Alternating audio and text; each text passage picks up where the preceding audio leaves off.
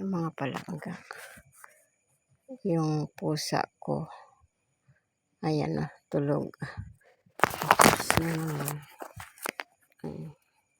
ang higaan ko niyan. Tapos ang aso ko, ayan. Ewan ko kung bakit dito na sila natutulog. Ang aso ko. Uy, itong mas nauna pa siya katulog sa nauna pa katulog ang aso ko sa akon. Pamayad kay ariti mo katulog sa akon. Ano na lang to, gabantay sa guwakay. Ngara naman ang isa da ang kuring. Si puti iya ato ko'y nanay niya.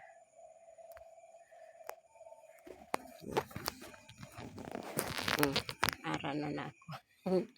Ayan. Diba? Ayan ang aso ko. Diba?